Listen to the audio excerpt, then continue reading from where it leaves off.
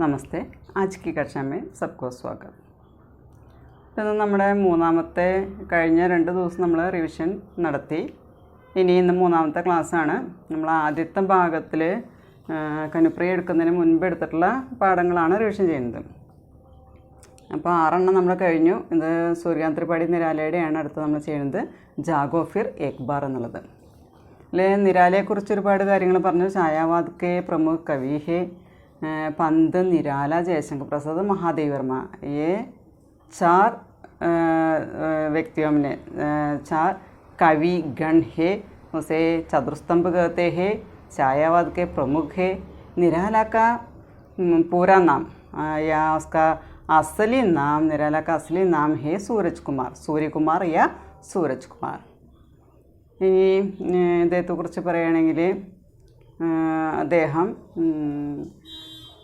ഇവിടെ നമ്മൾ പറയണമെങ്കിൽ ഉത്തർപ്രദേശിലെ പൂർവികരൊക്കെ ഉത്തർപ്രദേശിലെ ആളുകളായിരുന്നു. സൂര്യകുമാർ എന്ന് പറയുന്നത് നമ്മുടെ നിരാല. അവൻക്ക് അപ്പനെ പിതാക്കെ ഇക്ലൗത്തെ പുത്രത്തെ എന്ന് പറയുന്നത്, ഒരൊറ്റ മോനായിരുന്നു പറയുന്നത്. അപ്പോൾ കുറച്ച് കഥകൾ നമ്മളന്ന് പറഞ്ഞു. ചെറുപ്പത്തിൽ തന്നെ ചെറുപ്രായത്തിൽ തന്നെ വിവാഹം കഴിച്ചു എന്ന് പറയുന്നുണ്ട്. അതുപോലെ തന്നെ ഒരു നിരാലയ്ക്ക് 22 വയസ്സ് പ്രായമായിരുന്ന സമയത്ത് ഇവിടെ പറയുന്നുണ്ട് ഭാര്യ മരിച്ചുപോയി എന്ന് പറയുന്നുണ്ട്. ഒരു പുത്രനും ഒരു പുത്രിയുമാണ് ഉണ്ടായിരുന്നത്. 2 മക്കളാണ് ഉണ്ടായിരുന്നത്. അതുപോലെ തന്നെ നമ്മൾ ഛായാവാദിലെ പ്രമുഖ പ്രവർത്തക എന്ന് പറഞ്ഞു. ഛായാവാദം എന്ന് പറഞ്ഞു കഴിഞ്ഞാൽ നമ്മൾ പറയുന്നുണ്ട് അതിൽ കാൽപ്പനികത വരുന്നുണ്ട്, റൊമാൻറ്റിക് ഭാവനകൾ വരുന്നുണ്ട്, പ്രകൃതിക്ക് മാനവീകരണം വരുന്നുണ്ട്, അതുപോലെ തുലനാത്മക രചനായും അങ്ങനെ കുറേ കാര്യങ്ങൾ അതിൽ വരുന്നുണ്ട്. അപ്പോൾ അതിൽ ഛായാവാദിൽ എഴുതിയിട്ടുള്ള നിരാലാക്കി പഹലി രചന അല്ലെങ്കിൽ പ്രഥം കവിത എന്ന് പറയുന്നത് ജുഹിക്ക് കലിയാണ്. അതായത് ഛായാവാദിലെ ഏറ്റവും ശ്രേഷ്ഠമായിട്ടുള്ള കവിതകളിലൊന്ന്, അതായത് ഏറ്റവും ആദ്യത്തെ കവിതയായിട്ട് പറയുന്നത് ജുഹിക്ക് കലി എന്ന് പറയുന്ന രചനയാണ്. അതുപോലെ തന്നെ പ്രകൃതിയുടെ വളരെ മനോഹരമായിട്ടുള്ള വർണ്ണനയാണ് അദ്ദേഹം ചെയ്യാറ്. പ്രകൃതിയുടെ ഒപ്പം തന്നെ അതുപോലെ ശൃംഗാർ, പ്രേം, രഹസ്യവാദ്, രാഷ്ട്രപ്രേം, പ്രകൃതി വർണ്ണൻ, ഇതെല്ലാം അദ്ദേഹത്തിൻ്റെ കാവ്യത്തിൽ നമുക്ക് കാണാനായിട്ട് സാധിക്കും. പിന്നെ അദ്ദേഹത്തിൻ്റെ മകളെക്കുറിച്ചൊരു കവിത എഴുതിയിട്ടുണ്ട്, സരോജസ്മൃതി എന്നുള്ളത്. അത് 18 വയസ്സ് പ്രായമായപ്പോൾ മകൾ മരിച്ചുപോയി. അതായത് അദ്ദേഹത്തിൻ്റെ ജീവിതത്തിൽ ഒരുപാട് ബുദ്ധിമുട്ടുകൾ ഉണ്ടായിട്ടുണ്ടെന്ന് പറയുന്നത്, ജീവിതത്തിൽ ഒരുപാട് കഷ്ടപ്പാടുണ്ടായിട്ടുണ്ടെന്ന് പറയുന്നത്. അപ്പോൾ അതിൽ കൂടെയൊക്കെ അദ്ദേഹം കടന്നു പോയി എന്ന് പറയുന്നത്, ഒരുപാട് മരണം മുന്നിൽ കണ്ടു എന്നാണ് പറയുന്നത്. പിന്നെ അദ്ദേഹത്തെക്കുറിച്ച് പറയുകയാണെങ്കിൽ അദ്ദേഹം സമന്വയ് അതുപോലെ മത്വാല എന്ന് പറയുന്ന 2 ന്യൂസ് പേപ്പർ അതിൻ്റെ എഡിറ്ററായിട്ട് അദ്ദേഹം വർക്ക് ചെയ്തിട്ടുണ്ട്. ഇനി അദ്ദേഹത്തിൻ്റെ സാഹിത്യം, ഒരുപാട് രചനകൾ, കാവ്യം തന്നെ ഒരുപാട് ഉണ്ടെന്ന് പറയുന്നത്. രാംകി ശക്തി പൂജ എന്ന് പറയുന്നത്, അതുപോലെ തന്നെ സരോജസ്മൃതി എന്ന് പറയുന്നത് വിലാപകാവ്യമാണ്. തുളസീദാസ് ലംബി കവിത വരുന്നുണ്ട്. അങ്ങനെ ഒരുപാട് രചനകൾ അദ്ദേഹം ചെയ്തു. ഉപന്യാസമുണ്ട്, കഹാനിയുണ്ട്, നിബന്ധ, രേഖാചിത്ര, നാടക, ആലോചന, ജീവനി, അനുവാദം. അപ്പോൾ ബഹുമുഖി പ്രതിഭ എന്ന് പറയാൻ പറ്റുന്ന ഒരു സാഹിത്യകാരനാണ് നമ്മുടെ നിരാല. അങ്ങനെയാണ് അദ്ദേഹത്തെക്കുറിച്ച് നമുക്ക് ചെറുതായിട്ടൊന്ന് പറയാനുള്ളത്. ഇനി നിരാലയുടെ കവിത എന്ന് പറയുന്നത്, ഇവിടെ നിരാലയുടെ കവിതകളിലൊക്കെ ഉദ്ബോധൻ ക യാ ജാഗരൺ ക സ്വർ ഹർ ജഗ് ദിഖായി ദേത്താ ഹെ. അപ്പോൾ എല്ലായിടത്തും അവിടെ നമ്മൾ എന്താ പറയുക, ഒരു ജാഗരണം, ഒരു ഉണർവിൻ്റേതായിട്ടുള്ള സ്വരമാണ് അവിടെ കേൾക്കാനായിട്ട് സാധിക്കും നിരാലയുടെ കവിതകളിൽ. നിരാലാക്ക പൂരാനാന്ന് ചോദിച്ചു കഴിഞ്ഞാൽ സൂര്യകാന്ത് ത്രിപാഠി നിരാല എന്നുള്ളതാണ്. അപ്പോൾ അദ്ദേഹത്തിൻ്റെ കവിതയുടെ പേരാണ് ജാഗോ ഫിർ ഏക് ബാർ, ഉണരൂ, വീണ്ടും ഉണരൂ എന്നാണ് പറയുന്നത്. ഒരു പ്രാവശ്യം കൂടി ഉണരൂ എന്നാണ് പറയുന്നത്. ഇവിടെ ആരെ സംബോധന ചെയ്തിട്ടാണ്, അല്ലെങ്കിൽ ആരോടാണ് ഇവിടെ ഉണരാനായിട്ട് കവി ആഹ്വാനം ചെയ്യുന്നത്? നമ്മുടെ ഭാരതവാസിയോംക്കോ, ദേശവാസിയോംക്കോ, നമ്മുടെ ഭാരതീയരോടാണ് ഉണരാനായിട്ട് പറയുന്നത്. അതായത് ഉറക്കത്തിൽ ആണ്ട് കിടക്കുന്ന ഭാരത ജനതയോട് ഉണർന്നെഴുന്നേൽക്കാനായിട്ട് കവിയുടെ ആവശ്യപ്പെടുകയാണ്. അത് ജാഗരൺ ക സ്വറാണ് ഇവിടെ പറയുന്നത്. അതായത് ഉനക്ക് ഇവിടെ നിരാല ദേശവാസിയൊക്കെ യാദ് കരാത്തെ നമ്മുടെ ഭാരതീയരെ ഓർമ്മിപ്പിക്കുന്ന ഒരു കാര്യമാണ്. അതായത് ഉനക്ക് പൂർവ്വജംനെ യുദ്ധഭൂമി അപ്പന പ്രാൺ ദേക്കർ ദേശ് കി രക്ഷ കീതി. അതായത് നമ്മുടെ പൂർവികരായിട്ടുള്ള ആളുകൾ യുദ്ധഭൂമിയിൽ സ്വന്തം പ്രാണൻ ത്യജിച്ചിട്ട് രാജ്യത്തിന് വേണ്ടിയിട്ട് പ്രാണൻ സാക്രിഫൈസ് ചെയ്തവരാന്ന് പറയുന്നത്. അപ്പോൾ അങ്ങനെയാണ് നമ്മുടെ രാജ്യത്തെ രക്ഷിച്ചതെന്ന് പറയുന്നത്. അപ്പോൾ അവരെ ഓർത്തുകൊണ്ട് പറയാണ് എന്താണ്, ജാഗോ ഫിർ ഏക് ബാർ, ഒരു പ്രാവശ്യം കൂടി ഉണരു എന്നാണ് അവിടെ പറയുന്നത്. ശരിക്കും പറയുകയാണെങ്കിൽ കവി ഭാരതീയ നവയുഗമേയും രാഷ്ട്രപ്രേം और वीरता की പ്രേരണ ജഗാന ചാഹता है. അതായത് ഭാരതീയരായിട്ടുള്ള നമ്മുടെ യുവാക്കന്മാരായിട്ടുള്ള ആളുകളിൽ ഇവിടെ ദേശസ്നേഹം അതുപോലെ തന്നെ ധൈര്യം, വീരത ഇത് ഉണരാനായിട്ട് അതിൻ്റെ പ്രേരണ കൊടുക്കാൻ വേണ്ടിയിട്ടാണ് കവി ഇങ്ങനൊരു കവിത എഴുതിയിരിക്കുന്നത്. അപ്പോൾ അതിൽ നമ്മൾ പറയുന്നുണ്ട് ഒരുപാട് കാര്യങ്ങൾ. അത് ഇത്തിരി വലിയൊരു കവിതയാണ്. ഇതിൽ പറയുന്ന 2 ക്ലാസ്സായിട്ടാണ് നമ്മളന്ന് എടുത്തത്. ഇവിടെ ഭാരതവാസികളോട് പറയുന്നുണ്ട് തും ഏക് ബാർ ഫിർ ജാഗോ എന്നാണ് പറയുന്നത്, ഒരു പ്രാവശ്യം കൂടി ഉണരുക. ഇവിടെ പറയുന്നത് ഏ താര, ഇവിടെ നിന്ന് ആകാശത്തിലെ നക്ഷത്രങ്ങൾ. ഇവിടെ പറയാം തുമേ ജഗാത്തെ ജഗാത്തെ ധക്കേ ഹേ और इसी प्रकार बालरवि की नवीन किरणें तुम्हारी जागृति का द्वार खोल रही है. അപ്പോൾ നമ്മൾ ഭയങ്കരമായിട്ട് ഉറക്കത്തിൽ മുഴുകിയിരിക്കണ, ക്ഷീണിച്ച് തളർന്ന് ഉറങ്ങുകയാണ്. ഇവിടെ നക്ഷത്രങ്ങളൊക്കെ ഇവിടെ രാത്രിയിൽ മിന്നി കത്തി അവരൊക്കെ ക്ഷീണിച്ചിരിക്കുകയാണ്. അപ്പോൾ പറയണേ ബാലരവിക്ക് നവീൻ കിരണേ, ഉറക്കത്തുനിന്ന് എഴുന്നേൽക്കാൻ പറയണം. മതിമറന്നുറങ്ങുന്ന ഉറക്കത്തുനിന്ന് എഴുന്നേൽക്കാൻ പറയാണ്. അവിടെ സൂര്യൻ്റെ കിരണങ്ങൾ ഉണർത്താൻ വേണ്ടിയിട്ട് നമ്മുടെ കവാടത്തിൽ വന്ന് കാത്തു നിൽക്കുകയാണെന്ന് പറയുന്നത്. അപ്പോൾ അതാണ് ആദ്യത്തെ സ്റ്റാൻസിൽ പറയുന്നത്. രണ്ടാമത്തേൽ പറയുന്നുണ്ട് ഇവിടെ ഏ ആങ്കേം ഭ്രമരോം കീ തര, വണ്ടുകളെപ്പോലെ. മധു കാ കോൺസി ഗലിയോമേ ഫസി ഹുയി ഹേ, ഈ തേൻ നുകരാനായിട്ട് എവിടെയാണ് അത് ഈ വണ്ടുകളിലെ കണ്ണിനെ പോലെയാണ് ഇവിടെ താരതമ്യം ചെയ്യുന്നത്. പറയുന്നുണ്ട് തന്നെ കിസ് പ്രകാർക്കെ പ്രലോഭനമേ പടേ ഹുയേഹോ, അതായത് നിങ്ങൾ ഏതെങ്കിലും തരത്തിലുള്ള പ്രലോഭനങ്ങളിൽ ഉൾപ്പെട്ടിട്ടുണ്ടാവും എന്നുള്ളതാണ്. അതിനെക്കുറിച്ച് അറിയില്ല. ഇവിടെ പറയണ ഈ മധു നുകരാനായിട്ട്, വണ്ട് തേൻ നുകരാനായിട്ട് ഇരിക്കുന്നത് പോലെ, എന്തിലോ കുരുങ്ങിയിരിക്കുന്നത് പോലെ നമ്മൾ പ്രലോഭനങ്ങളിൽ അവിടെ പെട്ടു പോകരുത് എന്നാണ് പറയുന്നത്. അപ്പോൾ അവിടെ ഭാരതവാസികളോട് പറയുകയാണ് എന്താണ്, ഈ ആങ്കം ഭ്രമരോം കി തരേ പങ്ക് ബന്ധു കിയേ ഹുയെ മൗൻ രൂപ സേ മധു കാ പാൻ കർ രഹി ഹേ. വണ്ട് തേൻ കുടിക്കുന്നത് കണ്ടുണ്ടാവും, മിണ്ടാതിരുന്ന്, അല്ലെങ്കിൽ വണ്ടിൻ്റെ മൂളൽ കേൾക്കാം. ഇവിടെ വണ്ട് ചിറകൊക്കെ താഴ്ത്തിയിട്ട് അവിടെ മിണ്ടാതിരുന്ന് മൗനമായിരുന്ന് ഈ പൂക്കളിൽ നിന്നൊക്കെ ഇങ്ങനെ തേൻ നുകർന്നുകൊണ്ടിരിക്കുന്നത് കാണാം. അതല്ലെങ്കിൽ അഥവാ കമൽ കെ ഫൂൽക്കി കലിയമ്മ സോഗേഹി, അല്ലെങ്കിൽ താമരപ്പൂവിൻ്റെ ആ പൂമുട്ടുകളിൽ കിടന്ന് ഉറങ്ങിയിട്ടുണ്ടാവും. ഇവിടെ സാംസാരിക് ഭോഗവിലാസമേ ഡൂബി ഹുയി ഹോ, അതായത് മനുഷ്യരെന്ന് പറയുന്നത് നമ്മുടെ ഈ ലോകത്തിലെ, അതായത് സുഖലോലുപതയിലെ മയങ്ങി മുങ്ങിക്കിടക്കുകയാണെന്ന് പറയുന്നത്. ഇങ്ങനെയാണ് അവർ തളർന്നുറങ്ങുന്നത്. ഒരു പ്രഭാതമായി അവർക്ക് എഴുന്നേൽക്കാൻ പറ്റുന്നില്ല എന്നാണ് പറയുന്നത്. ഇപ്പോൾ വണ്ടിനെ പോലെ ആകരുതെന്നാണ് പറയുന്നത്. തേൻ നുകർന്ന് മതോന്മത്തനായിട്ട് അവിടെ കിടന്നുറങ്ങരുത് എന്നാണ് പറയുന്നത്. അതായത് ഇവിടെ പറയുന്നുണ്ട് തുമാരി ഗുഞ്ചാർ ബി ബന്ധു ഹോകയാഹേ, അതായത് ഈ വണ്ട് തേൻ നുകർന്ന സമയത്ത് അതിൻ്റെ മൂളൽ അതുപോലെ അവിടെ ഇല്ലാതെയായിട്ടാണ് അതവിടെ സുഖം നുകർന്നുകൊണ്ടിരിക്കുന്നത്. അതുകൊണ്ട് ഭാരതവാസികളോട് ഓർമ്മിപ്പിക്കുകയാണ്, നിങ്ങൾ ഉണർന്ന് എഴുന്നേൽക്കുക. വീണ്ടും പറയുന്നുണ്ട് സൂര്യൻ ഇവിടെ അസ്തമിക്കാനായിട്ട് പോയിക്കൊണ്ടിരിക്കുകയാണ്. അസ്തു ഹോനെ വാലാഹേ, ഇനി സൂര്യൻ്റെ ഉദയം കഴിഞ്ഞു, ഇനി അസ്തമിക്കാൻ പോവുകയാണ്. അതിനോടൊപ്പം തന്നെ നമ്മുടെ രാത്രിയായി കഴിഞ്ഞാൽ ചന്ദ്രൻ്റെ നിലാവ് ഭൂമിയിലേക്ക് പതിക്കും. അങ്ങനെ ഒരുപാട് പൂക്കൾ, നല്ല സുഗന്ധം പരത്തുന്ന പൂക്കളൊക്കെ ആ സമയത്ത് വികസിക്കുന്ന പറയുന്നത്. അതുപോലെ തന്നെ ചന്ദ്രമാക്കി ഉദിത് ഹോത്തെ ഹി ചകോർ പക്ഷി ഏക് ടക് ചന്ദ്രമാക്കി ഓർ ദേഖ് രഹാ ഹെ, ചന്ദ്രമാക്കി പ്രിയ ഹേ ചകോർ പക്ഷി. ഈ ചകോര പക്ഷിയുടെ പ്രത്യേകത അതാണ്. അതായത് നിലാവ് അല്ലെങ്കിൽ ചന്ദ്രൻ ഉദിച്ചു കഴിഞ്ഞാൽ അതിനെ തന്നെ ഇങ്ങനെ കണ്ണിമ വെട്ടാതെ നിർനിമേഷമായിട്ട് നോക്കിയിരിക്കുന്ന പറയുന്നത്. അപ്പോൾ അതിൻ്റെ കണ്ണിൻ്റെ മുന്നിൽ നിന്ന് പ്രിയതമൻ്റെ രൂപം അല്ലെങ്കിൽ അതിൻ്റെ സൗന്ദര്യം ഒരിക്കലും മാറുന്നില്ല എന്നല്ല, അതിനെങ്ങനെ നോക്കിക്കൊണ്ടിരിക്കുകയാണ് പറയുന്നത്. അപ്പോൾ ചന്ദ്രനോടുള്ള അതിൻ്റെ ആസക്തിയാണ് അതിൽ പറയുന്നത്.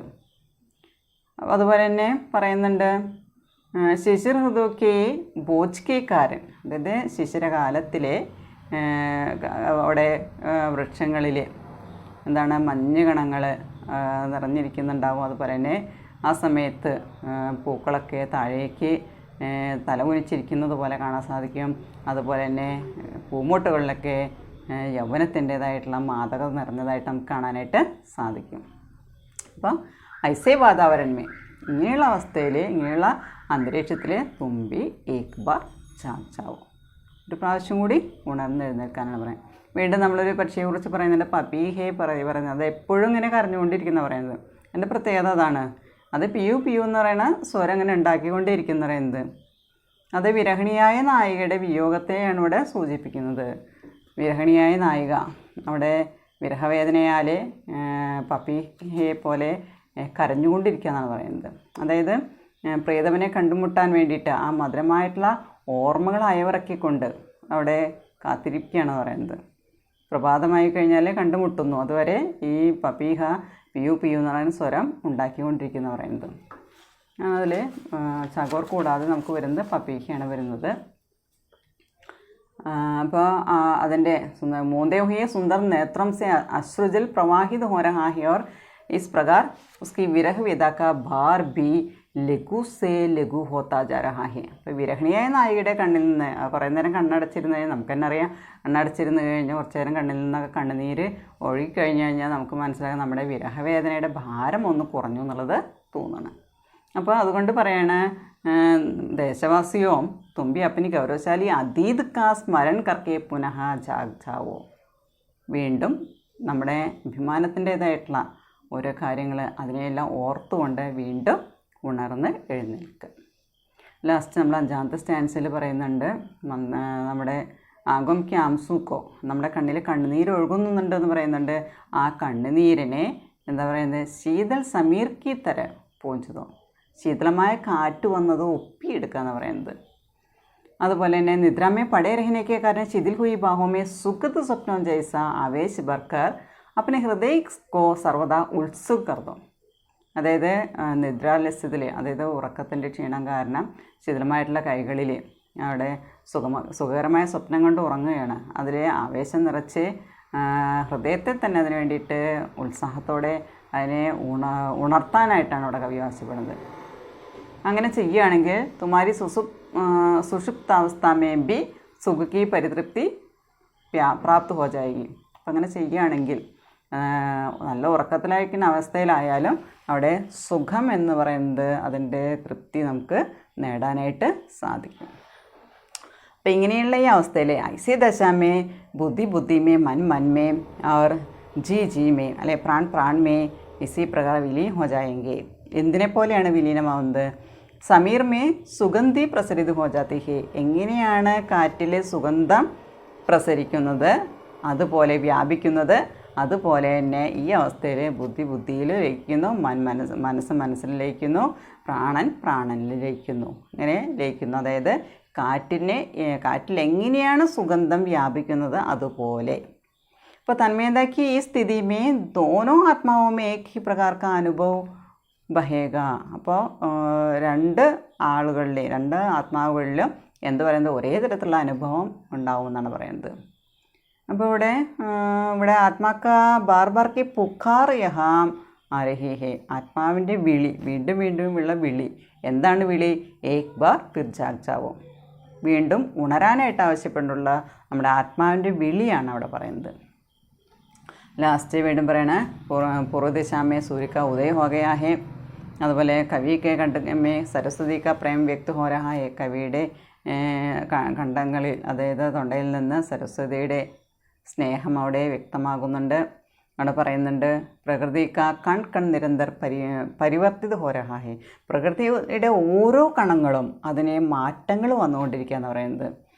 അതായത് കുറച്ച് സമയം, ഇപ്പം കുറച്ച് നേരത്തെ നമ്മൾ നോക്കുകയാണെങ്കിൽ പകലായിരുന്നു, കുറച്ച് കഴിഞ്ഞപ്പോൾ അത് പകൽ കഴിഞ്ഞു രാത്രിയായി, വീണ്ടും രാത്രി കഴിയുന്നു, വീണ്ടും പകൽ വരുന്നു. അപ്പോൾ കുछ समय पहले दिन था, अभी रात हो गई और कुछ ही बाद ये रात भी बीत हो जाएगी और ദിൻ പുനഃ നികൽ ആയേക, വീണ്ടും അവിടെ പകലുണ്ടാവുന്നു. അപ്പോൾ പകല് രാത്രി. അപ്പം മാറ്റം എന്ന് പറയുന്നത് നമ്മുടെ ഈ ലോകത്ത് നടക്കുന്നൊരു കാര്യമാണ്. പ്രകൃതിയുടെ ഓരോ കണങ്ങളിലും മാറ്റങ്ങൾ സംഭവിച്ചുകൊണ്ടിരിക്കുകയാണ്.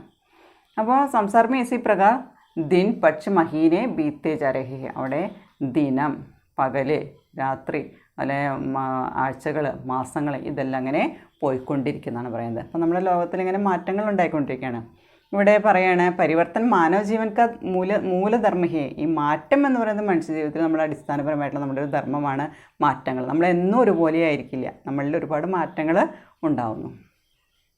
അപ്പോൾ ഇവിടെ പറയണേ തുമ്പി അപ്പനേക്കോ ബദലോ, അതായത് നിങ്ങൾ അപ്പനേക്കോ ബദൽന ചാഹിയെ, സ്വയം മാറണം എന്നാണ് പറയുന്നത്. അതുകൊണ്ട് പറയണത് ജാഗോ അപ്പനെ ഈസ് ഗഹൻ നിദ്രാസെ മുക്ത ഹോ ജാവോ, ഈ ആഴത്തിലുള്ള ഡീപ്പായിട്ടുള്ള ഈ ഉറക്കത്തിൽ നിന്ന് മോചനം നേടാനായിട്ടാണ് കവിയുടെ ആഹ്വാനം ചെയ്യുന്നത്. ഇവിടെ ദേശസ്നേഹം വ്യക്ത് ഹോ രഹാ ഹേ, കവി കാ ദേശസ്നേഹ് അല്ലെങ്കിൽ രാഷ്ട്രപ്രേമ ദേശപ്രേമ യഹ കവി വ്യക്ത് കർ രഹേ ഹേ. അവിടെ പൂർവികർ നമ്മൾ अपने യുദ്ധഭൂമി മേ अपना प्राण देकर देश की രക്ഷ കീതി अपने പൂർവജംനെ, അത് നമ്മുടെ പൂർവികരങ്ങനെ ഒരുപാട് കഷ്ടപ്പെട്ടുകൊണ്ടാണ് നമുക്കിങ്ങനെ സ്വാതന്ത്ര്യം കിട്ടിയതെന്ന് പറയുന്നത്. അപ്പോൾ സ്വാതന്ത്ര്യത്തിൻ്റെ മുൻപുണ്ടായിരുന്ന ആ ഒരു കാലഘട്ടത്തിൽ എഴുതിയിട്ടുള്ളതാണത്. അപ്പോൾ കവി ഭാരതീയ നവയുഗമേ രാഷ്ട്രപ്രേമ और വീരത की പ്രേരണ ജഗാന ചാഹത്തെ ഹേ, ദേശസ്നേഹം ഉള്ളിലുണ്ടാക്കാനായിട്ടാണ് കവി ഇവിടെ ആഗ്രഹിക്കുന്നതെന്നാണ് പറയുന്നത്. ഇനി ഇതിൽ നമുക്ക് എസ്സേ ക്വസ്റ്റ്യൻ ചോദിക്കാവുന്നതാണ്. ഇതിൽ നിന്ന് ഓരോ സ്റ്റാൻസിൽ നിന്ന് നമുക്ക് ചോദിക്കാവുന്നതാണ്. ചോദ്യങ്ങൾ 2 മാർക്കിന് ചോദ്യമൊക്കെ ഇതിൽ ചോദിക്കാവുന്നതാണ്. ഒരു എസ്സേക്കൊക്കെ പറ്റിയൊരു കവിതയാണിത്. ഇതിൽ നമ്മൾ കഴിഞ്ഞപ്പോൾ സൂര്യാൻ ത്രിപാഠി നിരാലയുടെ നമ്മൾ ജാഗോ ഫിർ ഏക് ബാർ എന്നുള്ള കവിത കഴിഞ്ഞു. അടുത്ത് നമ്മൾ എടുത്തിട്ടുണ്ടായിരുന്ന ജയപ്രകാശ് കർദമിൻ്റെ ഒരു കവിതയാണ്. കവിതയുടെ പേര് മേരെ അധികാർ കഹാം ഹെ, മേരെ മൗലിക അധികാർ കഹാം ഹെ, എൻ്റെ അടിസ്ഥാനപരമായ അധികാരം അല്ലെങ്കിൽ അവകാശം എവിടെയാണ് എന്നുള്ളതാണ് ഇവിടെ ചോദിക്കുന്നത്. ഇവിടെ ജയപ്രകാശ് കർദം എന്ന് പറഞ്ഞു കഴിഞ്ഞാൽ നമുക്ക് അറിയാം ദളിത് സാഹിത്യത്തിലെ വളരെ പ്രധാനപ്പെട്ടൊരു വ്യക്തിയാണ്. ബഹു ആയാമി അല്ലെങ്കിൽ ബഹുമുഖി പ്രതിഭ വാലെ സാഹിത്യകാർ ഓർ ചിന്തക് എന്ന് പറയുന്നത്. അതായത് ഒരുപാട് കഴിവുകളുള്ള ഒരു സാഹിത്യകാരനാണ്, ഒരു ചിന്തകനാണ് നമ്മുടെ ഇന്നത്തെ സമകാലീനമായിട്ടുള്ള കവിതകളിൽ. അദ്ദേഹത്തിൻ്റെ ജനനം നമുക്ക് നോക്കിക്കഴിഞ്ഞറിയാം 1958 അദ്ദേഹം ജനിച്ചിട്ടുള്ളത്. അപ്പോൾ ശരിക്കും പറയുകയാണെങ്കിൽ അദ്ദേഹം ഇപ്പോഴും ജീവിച്ചിരിക്കുന്ന ഒരു വ്യക്തിയാണ്. അതുപോലെ തന്നെ നമ്മുടെ ഇവിടെ ഹോം മിനിസ്ട്രിയിൽ അദ്ദേഹം ഇപ്പോഴും ഡയറക്ടറായിട്ട് ഇവിടെ വർക്ക് ചെയ്തുകൊണ്ടിരിക്കുന്നു പറയുന്നു. ഒരുപാട് സാഹിത്യ സമ്മേളനങ്ങളിലൊക്കെ പങ്കെടുത്തിട്ടുള്ള ഒരു വ്യക്തിയാണ്. അദ്ദേഹത്തിൻ്റെ സാഹിത്യത്തിൻ്റെ പ്രത്യേകത എന്ന് പറയുന്നത് ഇവിടെ ദളിത് സാഹിത്യത്തിലാണ് അദ്ദേഹം കൂടുതൽ ശ്രദ്ധ കൊടുത്തിരിക്കുന്നത്. ദളിത് സാഹിത്യക്കേക്ക് സശക്ത് ഹസ്താക്ഷരക്കെ, വളരെ ശക്തിയേറിയ ഒരു കയ്യൊപ്പ് അല്ലെങ്കിൽ വളരെ ശക്തമായിട്ടുള്ളൊരു സാഹിത്യകാരനാണ്. ദളിത് സാഹിത്യത്തിൻ്റേതായിട്ടുള്ള ഒരു പ്രവർത്തകനാണ് നമ്മുടെ ജയപ്രകാശ് കർദം എന്ന് പറയുന്ന ഈ വ്യക്തി. അതിൽ അദ്ദേഹത്തിൻ്റെ ഒരുപാട് രചനകളുണ്ട്. ആദ്യത്തെ കവിത എന്ന് പറയുന്നത് ഗുംഗ നഹീന്ത എന്നുള്ളതാണ്. അതുപോലെ തന്നെ ഖണ്ഡകാവ്യുണ്ട്, രാഹുൽ എന്ന് പറയുന്ന ഖണ്ഡകാവ്യുണ്ട് അദ്ദേഹത്തിൻ്റെ. ഒരുപാട് രചനകളുണ്ട്. കവിത, ഉപന്യാസ്, സംസ്മരൺ, ആലോചന പുസ്തകം, അതുപോലെ പുരസ്കാരങ്ങളും ഒരുപാട് കിട്ടിയിട്ടുണ്ട് അദ്ദേഹത്തിന്. അപ്പോൾ നമ്മുടെ ഇന്നത്തെ സമകാലീനമായിട്ടുള്ള രചനാകാരന്മാരിൽ ഒരാളാണ് നമ്മുടെ ജയപ്രകാശ് കർദം എന്ന് പറയുന്നത്. ഇത് കവിത, कहानी और उपन्यास लिखने के अलावा दलित समाज की वस्तुगत सच्चाइयों को सामने लाने वाली अनेक निबंध और शोध पुस्तकों की रचना और संपादन भी उन्होंने किया है. ഇപ്പോൾ ഇവിടെ പറയുന്നുണ്ട് ദളിത് സാഹിത്യത്തിൽ അല്ലെങ്കിൽ ദളിത് സമൂഹത്തിൻ്റെ, അതായത് അവർക്ക് അനുഭവിച്ചുകൊണ്ടിരിക്കുന്ന അവരുടെ സത്യമായിട്ടുള്ള അവസ്ഥയെ, അവരെന്തൊക്കെയാണ് അനുഭവിക്കുന്നത് അതിനെ മുന്നിലേക്ക്, അവരുടെ ആ സത്യസന്ധതയെ വെളിച്ചത്ത് കൊണ്ടുവരാനായിട്ട് അദ്ദേഹം ഒരുപാട് പുസ്തകങ്ങൾ അതുപോലെ തന്നെ റിസർച്ച് ഗ്രന്ഥങ്ങളൊക്കെ അദ്ദേഹം എഴുതിയിട്ടുണ്ടെന്നാണ് പറയുന്നത്. ഇപ്പോൾ ഇതിൽ മേരെ അധികാർ കഹാം ഹേ എന്നുള്ളതാണ്. ഇതിൽ മേരെ അധികാർ കഹാം ഹേ എന്നുള്ളതിൽ നിമ്നവർഗ की श्रेणी में आने वाली दलितों की व्यथा का बहुत ही मार्मिक चित्रण किया है. ജയപ്രകാശ് കർദമിൻ്റെ കവിതയായ മേരെ അധികർ കഹാം എന്നുള്ളതിലെ നിമ്നവർഗയ്ക്ക്, അതായത് ഒരുപാട് നമ്മുടെ താഴേക്കിടയിൽ കിടക്കുന്ന സാധാരണക്കാരിൽ സാധാരണക്കാരായിട്ടുള്ള പാവപ്പെട്ടവരായിട്ടുള്ള അല്ലെങ്കിൽ താഴ്ന്ന വർഗത്തിൽപ്പെട്ട ആളുകളുടെ, ആ നിരയിൽ കിടക്കുന്ന ദളിതരെ പോലെയുള്ള ആളുകളുടെ അവരുടെ ദുഃഖം, അതാണ് വളരെ ഹൃദയസ്പർശിയായ രീതിയിൽ അദ്ദേഹം ഇവിടെ വർണ്ണിച്ചിരിക്കുന്നത്. അപ്പോൾ ഇതിൽ പറയുന്നുണ്ട് എന്താണ്, തും കോട്ടി ബംഗ്ലോമേ രഹത്തെ മേ രഹത്താ ജോപ്പട്ട് പട്ടി മേ.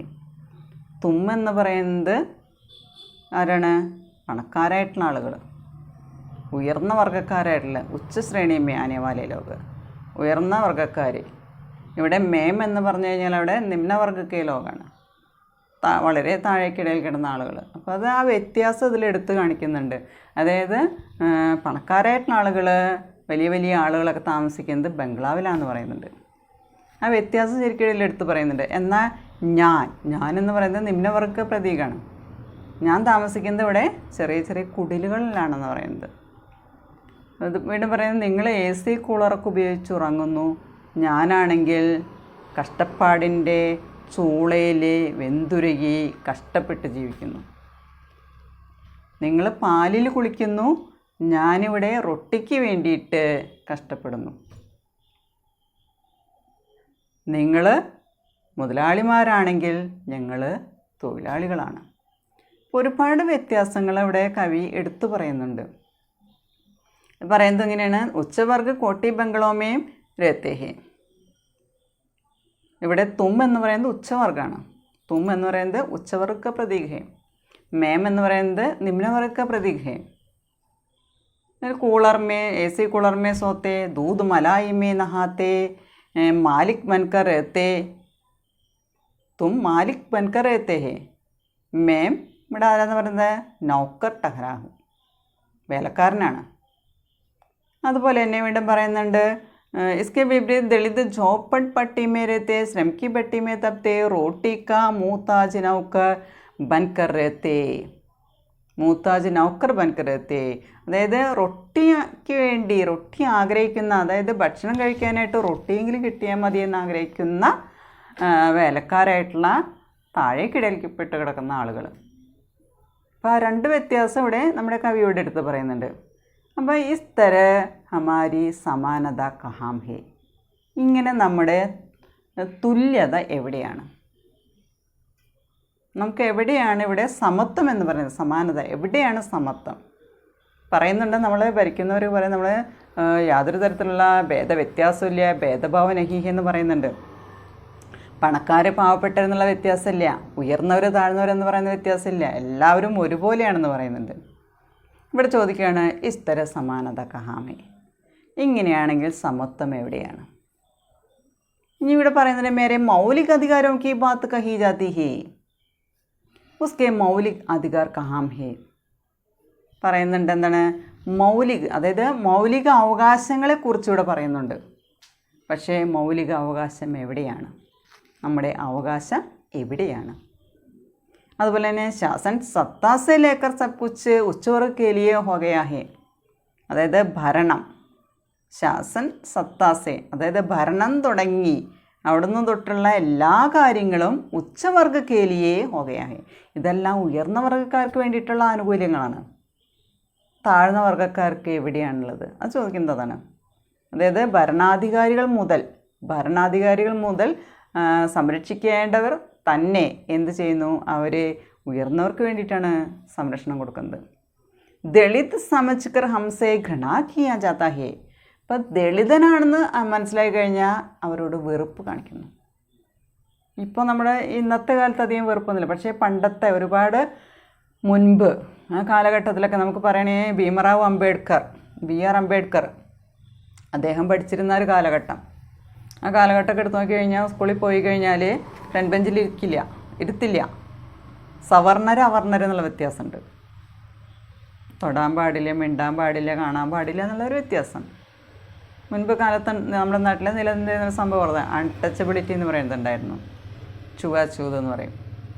അപ്പോൾ അങ്ങനെയുള്ള ഒരു കാലഘട്ടത്തിൽ കൂടിയൊക്കെ അത് ഭക്ഷണം കഴിക്കാനായിട്ട് പുറത്ത് പോയിരിക്കണം, ഒറ്റയ്ക്കിരുന്ന് കഴിക്കേണ്ടി വരും. കിണറിൽ നിന്ന് വെള്ളം കോരാൻ പാടില്ല. അപ്പോൾ അങ്ങനെയുള്ള തൊട്ട് കഴിഞ്ഞാൽ അശുദ്ധമാകുന്നു എന്ന് പറയുന്നൊരവസ്ഥ. അപ്പോൾ ഇവിടെ ചോദിക്കുകയാണ്, ഇപ്പോൾ ഇവിടെ സമത്വം എന്ന് പറയുന്നത് എവിടെയാണ്? ദളിതനാണെന്ന് മനസ്സിലാക്കി കഴിഞ്ഞാൽ അവിടെ വെറുപ്പാണ് കാണിക്കുന്നതെന്ന് പറയുന്നത്. പക്ഷെ ഇവിടെ വീണ്ടും പറയുന്നുണ്ട്, നമ്മുടെ ഭാരതം എന്ന് പറഞ്ഞാൽ നമ്മുടെ ഭാരതത്തിലെ എല്ലാവരും ഒരുപോലെയാണെന്ന് പറയുന്നത്. ജനാധിപത്യ സമ്പ്രദായമാണ്. അപ്പോൾ എല്ലാവരും ഒരുപോലെയാണ്. അവിടെ മതേതരത്വം എന്ന് പറയുന്നു. ഇപ്പോൾ പറയണേ എന്താ പറയുന്നത്, ഹിന്ദു ഹോനെ പർ ഗർവ് കർനെ കി ബാത് തോ കി ജാതി ഹെ, പരന്തു ഹിന്ദുത്വ രാജ് കി നഗരി മേ മേരാ ഗർ ദ്വാർ കഹാം ഹെ. ഹിന്ദുവാണെന്ന് പറയുന്ന അഭിമാനിക്കുന്നുണ്ട്. പക്ഷേ ഹിന്ദുത്വ രാജ്യമായ നമ്മുടെ ഹിന്ദുസ്ഥാൻ, അത് നമ്മുടെ ഭാരതത്തിൻ്റെ നമ്മുടെ രാജ്യത്തിൻ്റെ നഗരിയിലെ മേരാ ഗർ ദ്വാർ കഹാം ഹെ, എൻ്റെ വീട് എന്ന് പറയുന്നത് എവിടെയാണ്, എനിക്ക് എവിടെയാണ് നിലനിൽപ്പുള്ളത്? ഇവിടെ കവി കഹത്തെ ഹേ സാരേ അധികാർ തുമാരെ ഹാത്ത് മേ ഹേ, എല്ലാ അധികാരവും നിങ്ങളുടെ കയ്യിലാണ്, എല്ലാ അവകാശവും നിങ്ങളുടെ കയ്യിലാണ്. ഹം തോ വർദ്ധനാവം സേ ലതേ ഹുയേ ഹേ, എന്താ പറയുന്നത്, ഇവിടെ ഒരുപാട് കഷ്ടപ്പാടുകൾ സഹിച്ചുകൊണ്ട്, അതായത് നൂറ്റാണ്ടുകളായിട്ട് ഇവിടെ പറയുന്നുണ്ട്, എന്താണ്, ഉപേക്ഷിക്കപ്പെട്ട ഒരു വിഭാഗമായിട്ടാണ് പറയുന്നത്. വർദ്ധനാവം സേ ലതാ ഹുവാ ഹേ, അപ്പോൾ ഊപ്പർത്ത് ബോജ് ബരാ ഹുവാ ഹേ, അതായത് അവരുടെ മേലെ എപ്പോഴും എന്താണെന്ന് പറയുന്നത്, ഭാരം വഹിക്കുന്ന ആളുകളായിട്ടാണ് പറയുന്നത്. പിന്നെ അവർക്ക് മിണ്ടാൻ പാടില്ല, ഇതിനെതിരായിട്ട് ശബ്ദം ഉയർത്താൻ പാടില്ല. അവർ പറയുന്നുണ്ട്, എന്താണ്, ഹമാരി ജുഹ്വാ പർ താലേ ജടേ ഹുയേ ഹേ, നാവിന് പൂട്ടിട്ടു എന്നാണ് പറയുന്നത്. പൂട്ടി, അതായത് മിണ്ടാൻ പറ്റില്ല. ഉത്പീഡൻ കി ജഞ്ജീരോമേ സദിയം സേ ഫസേ ഹുയേ ഹേ, എന്താ പറയുന്നത്, അതായത് ഇവിടെ പറയുന്നുണ്ട്, സദിയം സേ ശംഭു ഗോം കി ഗർദൻ കട്ട്നെ കി പരമ്പര ഇസ് ദേശധരാ സേ ഉഡ് ജായേ. പണ്ട് ശംഭൂകന്മാർ, അതായത് ശൂദ്രന്മാരായിട്ടുള്ള ആളുകളാണ്, അവരുടെ കഴുത്ത് വെട്ടുന്ന പാരമ്പര്യം എന്ന് പറയുന്നത് നമ്മുടെ ഈ ഭൂമിയിൽ നിന്ന് തന്നെ ഇല്ലാതെയാക്കണം എന്നാണ് പറയുന്നത്. ഇവിടെ കവി പറയുന്നുണ്ട്, മേരി ജിഹ്വാ പർ താലേ ഹുയേ ഹേ, ജിഹ്വാ പർ താലേ ഹേ, നാവിന് പൂട്ടിട്ടു എന്ന് പറയുന്നത്. അസ്പൃശ്യ പശു സേബി ബഹദർ ഹേ, തൊടാൻ പാടില്ല, മൃഗത്തിനേക്കാളും മോശമായിട്ടുള്ള അവസ്ഥ. ഉസ്കെ ശ്വാസം തക് കെ ലാലേ ഹേ, അത് ശ്വാസത്തിന് പോലും ചുവപ്പ് നിറാന്നാണ് പറയുന്നത്. അങ്ങനെ ഈ വേദനയുടെ ചങ്ങലക്കെട്ടിനുള്ളിൽ അവർ കുടുങ്ങിയിരിക്കുകയാണ്. സദിയോംസെ, നൂറ്റാണ്ടുകളായിട്ടല്ലേ കുരുങ്ങിക്കിടക്കുന്നവരാണ്. ന മുർദാഹും നഹി ജി സക്ത, അവർ ശവശരീരവുമല്ല, എന്നവർക്ക് ജീവിക്കാനും പറ്റില്ല. ന മുർദാഹി ഹേ ന ജീവിത്, അവർ മരിച്ചിട്ടുമില്ല, എന്നവർക്ക് ജീവിതവുമില്ല. മേരെ മൗലിക് അധികാർ കഹാം ഹേ, കവി ഇസ് അവസർ പർ പൂച്ഛത്തെ ഹേ മേരെ മൗലിക് അധികാർ കഹാം ഹേ. ഇവിടെ ഭരണാധികാരികൾ സംരക്ഷിക്കേണ്ടതാണ് ഏത് ജാതിയാണ്, സവർണരാണ്, അവർണരാണ്, ഉയർന്നവരാണ്, താഴ്ന്നവരാണെന്ന് വ്യത്യാസമില്ലാതെ സബ് ലോഗോം കോ സമാനത ലാനാ ചാഹിയേ, എല്ലാവർക്കും സമത്വം കൊണ്ടുവരേണ്ടതാണ്. പക്ഷേ അത് ദളിതനാണെന്ന് മനസ്സിലാക്കി കഴിഞ്ഞാൽ അവിടെ എന്തുണ്ടാവുന്നത്, ഘൃണാകർത്തേഹി എന്ന് പറയുന്നത്. ആജ്മേ ദളിത് സമാജ് മൗലിക് അധികാർ മാംഗ് രഹേ ഹേ, ഞാൻ അല്ലെങ്കിൽ ഈ ദളിതരുടെ ഈ സൊസൈറ്റി ആഗ്രഹിക്കുന്നത്, ആവശ്യപ്പെടുന്നത്, മേരെ മൗലിക് അധികാർ കഹാം ഹേ, മൗലിക് അധികാർ മാംഗ് രഹേ ഹേ, മൗലികമായിട്ടുള്ള അവകാശം, അടിസ്ഥാനപരമായ അവകാശങ്ങൾ എന്താണ്, അതാണ് അവർ ആവശ്യപ്പെട്ടുകൊണ്ടിരിക്കുന്നത്. കവി ഇതിൽ പറയുന്നത് ഈ കാര്യമാണ് ഇതിൽ കവി പറയുന്നത്. അതായത് പറയുകയാണെങ്കിൽ ദരിദ്ര ലോക അല്ലെങ്കിൽ ദരിദ്ര പിച്ചഡ് അപ്പനെ അധികാർ സെ അഭിവഞ്ചിത് ഹെ, അതായത് ദരിദ്രരായിട്ടുള്ള ഗരീബി, അതേപോലെ ആളുകൾ ഇതിൻ്റെ സാമാജിക യാഥാർത്ഥ്യക്ക് ഓർ കവി ഇശാര കർത്താ ഹെ, അതായത് ദരിദ്രർ എപ്പോഴും ദരിദ്രരാണ്. നമ്മൾ പറയില്ലേ പണ്ടത്തെ ശങ്കരൻ അല്ലെങ്കിൽ കോറിന് കുമ്പിളി കഞ്ഞി എന്നൊക്കെ പറയുന്നത് പോലെ അവരെപ്പോഴും ദരിദ്രരായിട്ട് തന്നെ ഇരിക്കുന്നു. ആ യാഥാർത്ഥ്യമാണ് ഇവിടെ കവി ചൂണ്ടിക്കാണിക്കുന്നതെന്ന് പറയുന്നത്. അവർക്ക് എപ്പോഴും ഉയർച്ചയിലേക്ക് എത്താൻ പറ്റുന്നില്ല, അതിന് സഹായിക്കേണ്ടവർ നമ്മൾ ഭരിക്കുന്നവരാണെന്ന് പറയുന്നത്. അപ്പോൾ അവർ ആവശ്യപ്പെട്ടാലും എന്ത് ചെയ്യുന്ന പറയുന്നത്, തും അൻസുന കർത്തേ രഹത്തേഹി എന്ന് പറയുന്നത്, അതായത് ആവശ്യങ്ങൾ അവരെ കേൾക്കാത്തതുപോലെ ഇരിക്കുന്നു എന്ന് പറയുന്നത്. അപ്പോൾ ഇവിടെ മേരാ മൗലിക അധികാർ കഹാം ഹെ എന്നാണ് കവി ചോദിക്കുന്നത്. ഇതിൽ യഹാം ദളിതം ക വാസ്തവ ജീവൻ കെ ബാരെ മേ കവി യഹാ ഇസ്മേ ചിത്രിത് ഹെ, ഇവിടെ ചിത്രീകരിച്ചിരിക്കുന്നത് അതാണ്. അപ്പോൾ ഇതിൽ നമ്മൾ ആദ്യത്തെ ഭാഗത്തിലെടുത്തിട്ടുള്ള കുറച്ച് കവിതകളുണ്ടായിരുന്നു. ആദ്യത്തെ ക്ലാസ് 11, 12 ക്ലാസ് വരെയുള്ളതാണെന്ന് തോന്നുന്നു. ഇതാണ് നമ്മൾ ഡിസ്കസ് ചെയ്തത്.